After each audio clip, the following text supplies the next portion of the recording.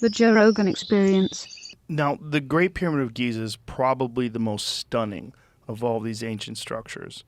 And the stones are immense, and some of them were cut from a quarry that's hundreds of miles away. How do you think they did that? Well, some of them, the granite in the Great Pyramid comes from more than 500 miles to the south. If you look at the famous King's Chamber, its walls and its roof are, the ceiling of the King's Chamber are all made with gigantic granite blocks. Stunning detail. Stunning detail. Those blocks on the roof of the King's Chamber weigh 70 tons each. Now, Egyptologists will tell you that, they could move heavy blocks because they put them on wet sand and they push them along on wet sand. Well, maybe if you're just at ground level, that will do. But when you're 350 feet above the ground, as you are in the King's Chamber, that won't do at all.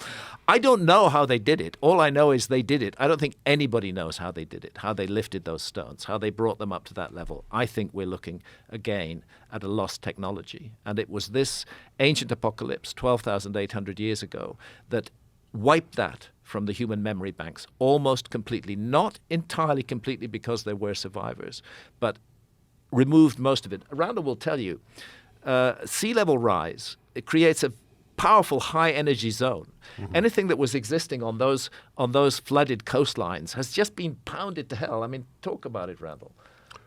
Well, yeah, I mean, it's going to be a lot more energetic than now. I mean, imagine your sea level rising at 3 or 4 times at least faster than we've seen rise in the last century. And within there, juxtaposed are these episodes of very rapid sea level rise. So you're talking about a very energetic intertidal zone.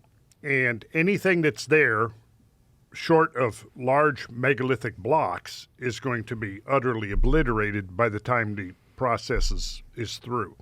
And I think that this is one of the things that the archaeologists and the prehistorians, people are looking at that, have failed to take into account the severity of these events we're talking about. Because the question always is, where are the artifacts? Where's the pottery? Where is the evidence that this civilization existed? And I have 2 responses to that. One, you don't realize the extent of the total remodeling of this planetary surface that took place. Because I mean, we could get into some of the stuff here. I have tons of images where I think maybe we'll get a chance to pull up a couple of really awesome drone footage here before we're done. But once you begin to wrap your head around this, you go, really? It's like, imagine that you drop an atomic bomb on a city and it completely obliterates it. And then a short while later, you drop another one on the same place. What's going to be left? And then 10,000 years, 20,000 years goes by.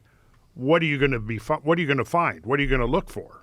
It's going to be just rubble that gets reincorporated just into the geological stratum, and it's going to be very difficult to differentiate, for example, from what's called a conglomeratic rock, which is basically where you have just a huge jumble of broken rock cemented together. Right? Now, within there could be all kinds of stuff that's not even recognized as being artificial in the sense that humans had anything to do with it.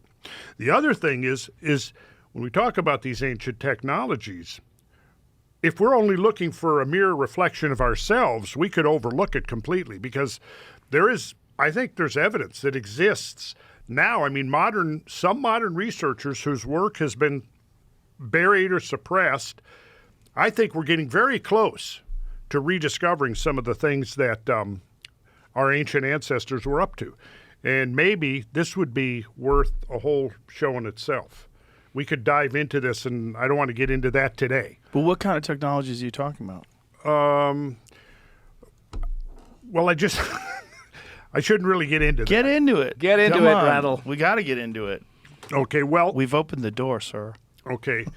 Well, okay. The passing of the HDMI cable. The passing a sacred moment.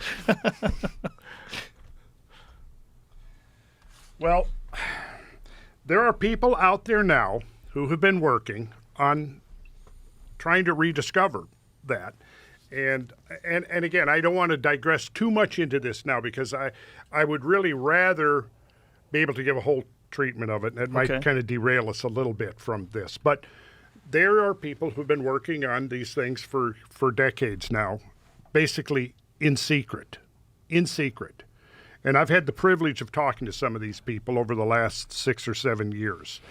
And right now, as we're speaking, there's a group of people who are basically going to open source a whole lot of stuff in the next 3 months, so it can never get suppressed again. And that's why I'd like to come back and talk in more detail. Well, I'd love to have you come back and talk about it, but we got to talk about it a little bit now. Okay. Well, there's a laboratory right now in the Maldives that's been building prototypes using these technological principles, which are based on implosion rather than explosion. And the inspiration for this... Tesla's ideas are part of it, I think you mentioned. Tesla's ideas are very much a part of it. Yes, Tesla's ideas are very much a part of it. So is, I don't know if you ever, Victor Schauberger, who did the work with water and discovered, look at, Jamie, could you look up Victor? Oh, I have the cable now, don't I? Take it back. Let me find a video. Well, no. Let me pull something up here, and I think the key thing is we're looking at technologies that are not the same as ours. Yes. And that's Yes, partly that's the why point. archaeologists can't see them, because they're looking for us in the past, and they're not open to the possibility that there are whole other kinds of technology that could be used. Right. I always go back to the ancient Egyptian traditions that speak of priests chanting as these huge blocks were lifted into the air. Were they using some kind of sound effect, some kind of use of sound that was able to manipulate matter? We know that sound can manipulate matter, as a matter of fact, but they're lifting these blocks. Again and again, it appears in ancient Egyptian traditions. The notion that we could lift huge blocks with sound seems absurd to archaeologists, and yet it's there in the traditions of the Egyptologists. And what Randall's talking about now is people who are working on a whole alternative path of technology, and maybe that's a rediscovery of the kind of technologies that were used by a lost civilization. I think that's what's important about what you're saying, is that we have this very limited idea of technology based on what we've experienced. Yeah. But if you had anatomically similar human beings that lived for thousands and thousands of years. Stuff just keeps on getting older. If you think about the amount of progress that we've achieved as modern humans just in the last few hundred years, if you go back 400 years to now, it's a stunning amount of achievement. Absolutely stunning. And if you have a completely different path of technology, one that's not utilizing internal combustion engines and cranes and the like that we experience leverage, today. Mechanical advantage, everything that our tech is based around. Something that's insanely advanced, tens of thousands of years of a different path. Yeah. And that may be what we're looking at. And that may begin to explain these otherwise inexplicable monuments that have survived. Jamie, do I need... There we go. This is the work of Nikola Tesla. And he was...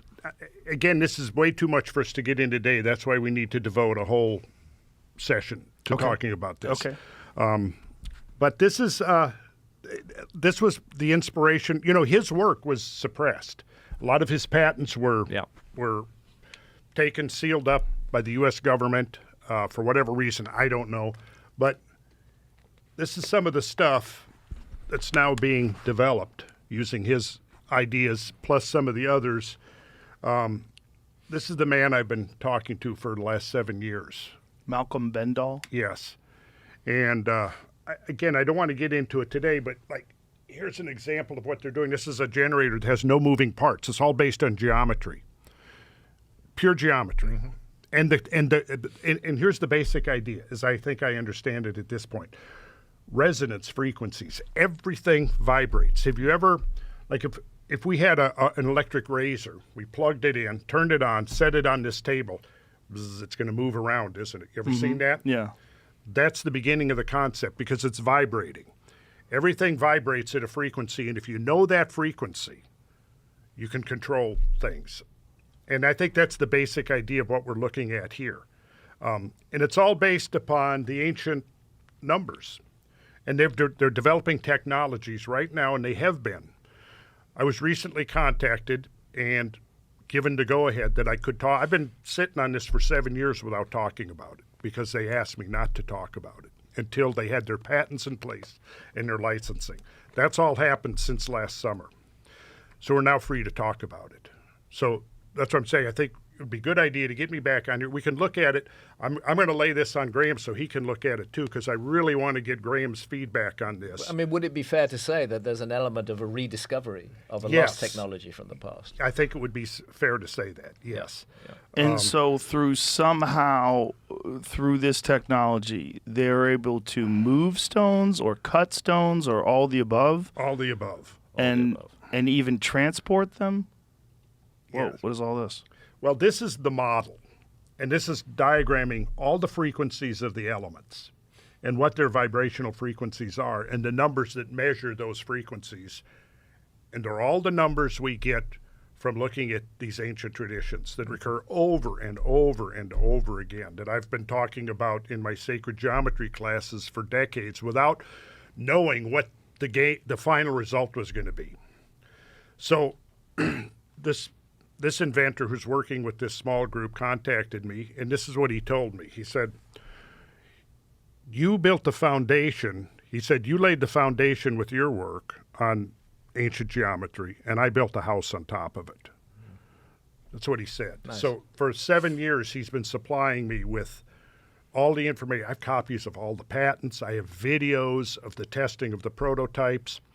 And Mazda, the car manufacturer in Japan, is getting ready to do a $25 million testing of some of these prototypes that they believe they can retrofit internal combustion engines with. And there's over 100, they've developed over 100 patents on some of this stuff.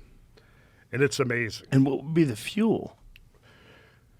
Well, plasmoids. Plasmoids, as it says here, are donut or toroidal-shaped clusters of net protons or net electrons that once captured and placed into a toroidal orbit are capable of absorbing, storing, and releasing enormous amounts of energy within their self-generated and structured electromagnetic containment field. Plasmoids, in effect, function as an atomic battery that can be self-charging due to its ability to convert matter to available clean energy. So it's a lot to get into, and I think it would take us kind of off what we're here to talk about today. At least what's promising is that there is some, at least, research or understanding. And it's actually quite mature at this point. Mm. And in order to avoid the kinds of fate that befell Tesla and Reich, Robert Oppenheimer, Victor Schauberger, and so many others that were working in these fields, all kind of converging on this same insight. It's been conducted in secret. The laboratory that they've been developing this is in the Maldives, so that it's been immune from government interference. And now I think it's about ready to go the next. Yeah, what is the motivation of the suppressing of this information? I think in case of Tesla, wasn't it military, the fear of military applications? I also think that, there are huge corporations that have very large investments in a particular path of technology, which is ours. Right. And for somebody to come up with a whole new path of technology, it's very threatening to them.